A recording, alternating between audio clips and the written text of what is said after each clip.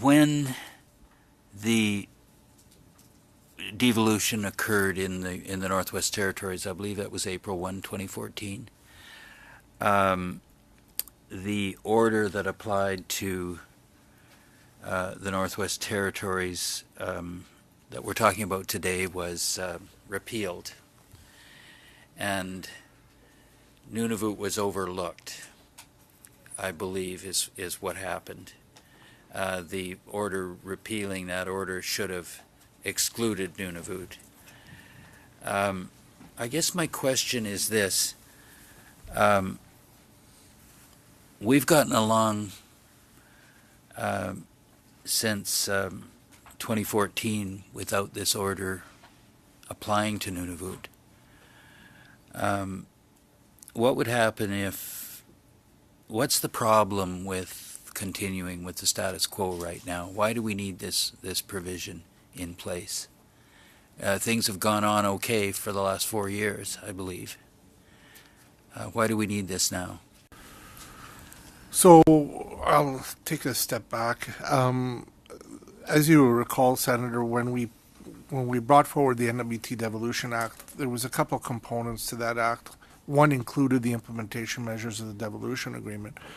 But like we did in the Yukon exercise, we also used the opportunity to modernize the Northwest Territories Act. And so we changed some of the legislative constructs of the NWT Act. As a result of some of those modernization exercises, the order became redundant, which is why it was repealed. And you're absolutely right, Senator. The effect on the Nunavut Act was overlooked.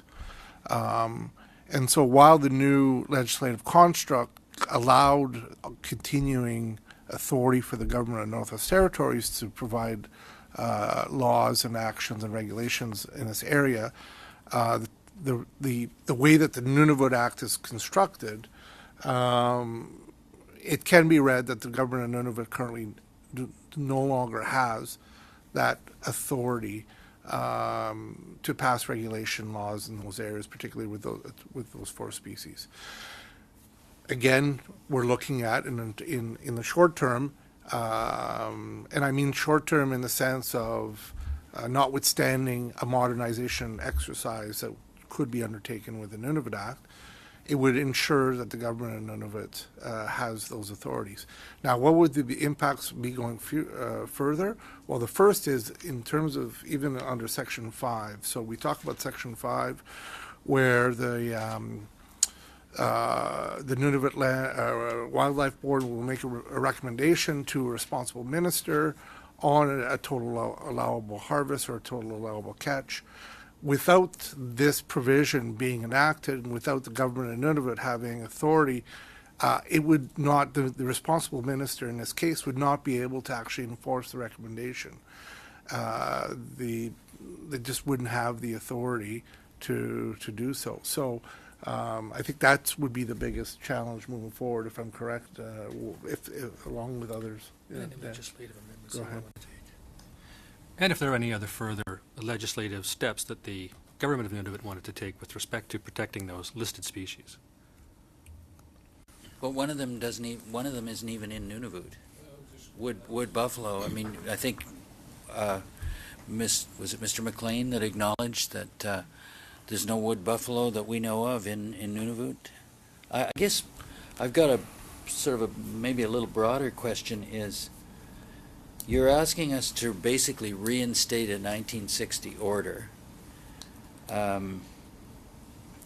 Why not establish Nunavut-specific regulations or a regime instead of reinstating an order that, at least for one species, doesn't even apply? So my understanding, and I will again turn to my colleague here, Mr. Bartol, who's participated in the consultation on this. I think one of the things that was looked at was further amendments to the Nunavut Act that would be more in line with the modernization exercise in Yukon and Northwest Territories. I think there was a general consensus that further consultations would probably be required. In the meantime, the government of Nunavut is pressing to have this legislative gap addressed in the short term.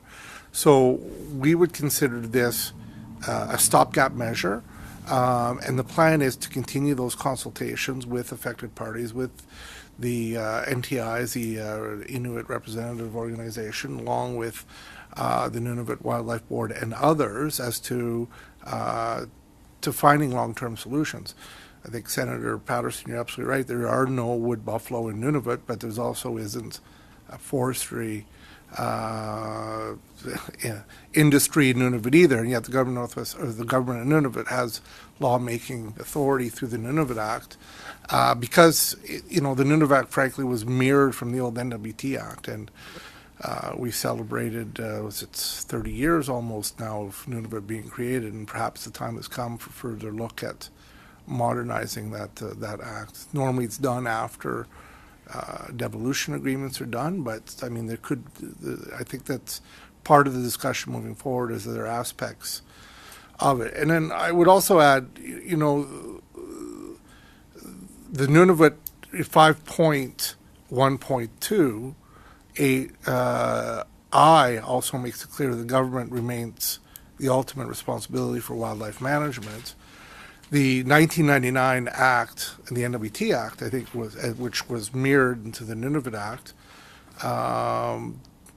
in a lot of cases probably doesn't reflect the post-land claim environment in terms of how management and cooperative management boards and cooperative regimes work. And so I think there is an appetite for Phase 2 for more detailed amendments to the Act moving forward following comprehensive consultations. So could I ask, you had said, I had asked about consultation with the Nunavut Wildlife Management Board and Nunavut Tungavik, and you said they were consulted, both of them, they were consulted. So what did they think of this proposed amendment to the BIA? What was the result of those consultations? Have you got their endorsement for doing this? For the moment, they felt they were comfortable with the proposed language, but they were also expecting further consultation down the path. So we are going to go back and engage with the Inuit groups that are impacted. Thank you for that. So did you mean further consultation on this provision? No, it's in regards to a second step that we're going to conduct with Indigenous groups, with the GN. And basically, we cannot amend the Nunavut Act without proper consultation, and that's why we're not doing it. We intend to go back and, as a second step, and discuss with the designated Inuit organization and other groups that may have interest. So that's with regard to modernizing the Nunavut Act, like Correct. Mr. Walsh was describing? Correct. Okay. Well, look, colleagues, thank you very much for allowing me to ask these questions. I think we have concluded the opening statements and responses. I would like to ask committee members if they would remain briefly for an in-camera session where we'll discuss our report, and we will excuse and thank the witnesses. Thank you all very much. And Dr. Scott, we're all excited about CHARS. We couldn't wait to ask questions that were not quite on the topic of tonight's meeting, but it's good to see you again. Thank you all. We would look forward to having the opportunity to host the committee at the research campus at the appropriate time. So do we suspend? So we'll spend a few minutes to excuse the witnesses.